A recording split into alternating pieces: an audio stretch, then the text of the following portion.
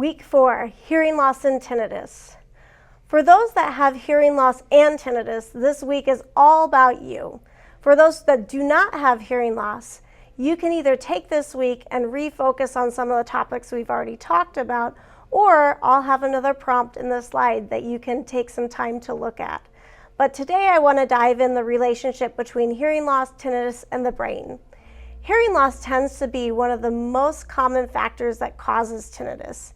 And the reason that treating hearing loss is one of the best things that you can do to help with tinnitus is because it helps restore the normal pathway between the ear and the brain. So hearing loss is typically the number one thing that causes tinnitus because the brain is in charge of monitoring our body for normal function in the day. So as hearing loss progresses, the brain starts to recognize that something's not working in the ear the way it should.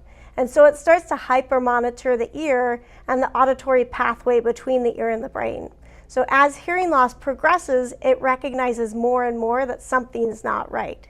So when the hearing loss gets bad enough to correct it, if we're able to restore that auditory sound to a more normal level, all of a sudden the brain says, oh, not as big of a deal, and it starts not monitoring that system as much. So believe it or not, for 70% of people out there with hearing loss, treating hearing loss is one of the best things you can do to help tinnitus because it helps restore that normal signal again between the ear and the brain. So for 70% of people with hearing loss, by correcting that hearing loss, it helps restore that normal signal between the ear and the brain and helps reduce the tinnitus quite significantly.